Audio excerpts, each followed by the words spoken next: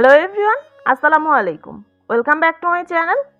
আজকের রেসিপিতে আপনাদের সাথে শেয়ার করব দারুণ মজার টক ঝাল মিষ্টি কাঁচা আমের আমসত্ত্বের রেসিপি। আমসত্ত্বটা তৈরি করা খুবই সহজ, আর এটাকে যদি কড়া রোদে শুকান তাহলে কিন্তু দেখবেন যে একদিনের মধ্যেই আমসত্ত্বটা তৈরি হয়ে যাবে। এই আমসত্ত্বটা দেখতে যতটা সুন্দর, খেতেও কিন্তু ভীষণ মজার হয়ে থাকে।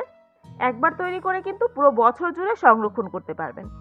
আশা করছি আজকের এই দারুণ মজার কাঁচা আমের আমসত্ত্বের রেসিপিটা আপনাদের কাছে ভালো লাগবে। আজকের রেসিপির জন্য আমি এখানে নিয়ে নিয়েছি 1 কেজি আম। এখন এই আমগুলোর খোসা ছাড়িয়ে আমগুলোকে আমি সুন্দর মতো পানি দিয়ে ধুয়ে নিচ্ছি। এরপরে একটা ছুরি বা বটি, নিজেদের সুবিধা মতো যে কোনো কিছু দিয়েই কিন্তু এই আমগুলোকে এরকম একটু কুচি করে নিতে পারেন। এতে করে সেদ্ধ হতে সময়টা খুবই কম লাগবে। আমি এরকম প্রথমে মাঝখান থেকে কেটে ভেতরের যে বিচিটা থাকে সেটাকে বাদ দিয়ে নিচ্ছি। এরপরে এগুলোকে ছোট ছোট করে টুকরো করে নিচ্ছি।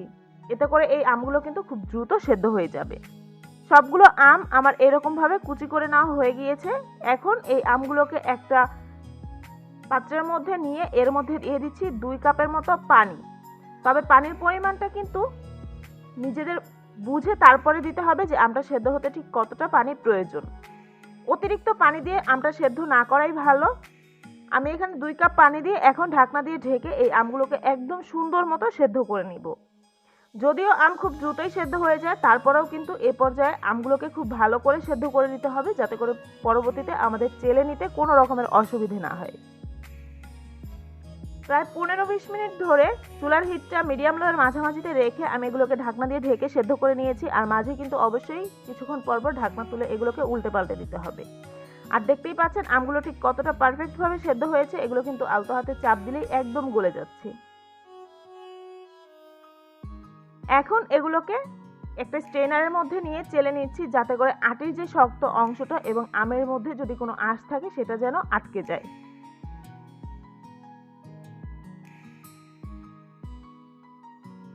সম্পূর্ণ আমটাই আমার চেলে নেওয়া হয়ে গিয়েছে। এখন সেই পাত্রের মধ্যে দিয়ে দিচ্ছি আমের মিশ্রণটা বা পিউরিটা। অতিরিক্ত পানি দিয়ে যদি আমটাকে সেদ্ধ করেন সেক্ষেত্রে দেখা যাবে যে পরবর্তীতে কিন্তু আমসত্ত্বটা তৈরি করার সময় অনেকক্ষণ ধরে জাল দিতে হবে।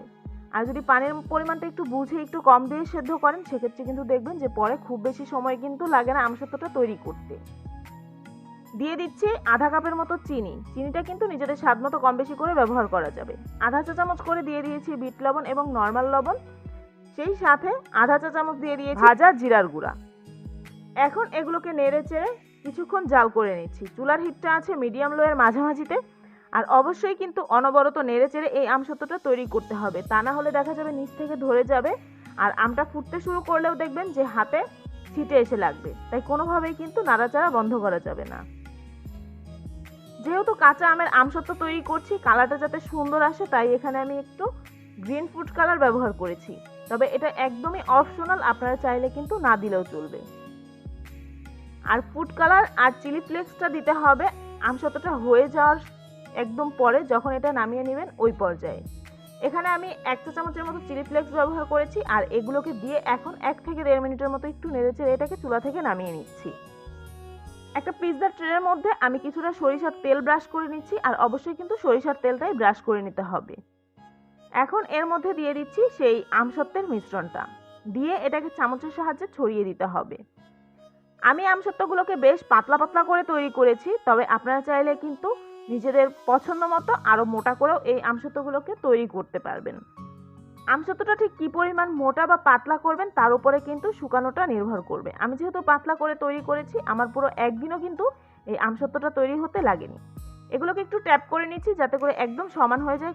আমি এরকম 3টা পাত্রে দিয়ে এগুলোকে রোদে দিয়েছি। শুকিয়ে যাওয়ার পরে এগুলোকে রোদ থেকে এনে সাথে সাথেই এই পাত্র থেকে আমি আস্তে করে টেনে তুলে নিয়েছি। এখন নিজেদের পছন্দ মতো যে কোনোভাবে কেটেই কিন্তু এগুলোকে নর্মাল ফ্রিজে সংরক্ষণ করতে পারবেন। আশা করছি আজকের এই দারুণ মজার আমসত্ত্বের রেসিপি আপনাদের কাছে ভালো লেগেছে। যদি ভালো লেগে থাকে ভিডিওটিতে একটি লাইক দিয়ে ফ্রেন্ডস অ্যান্ড ফ্যামিলির সাথে আমার আজকের রেসিপিটা শেয়ার করবেন।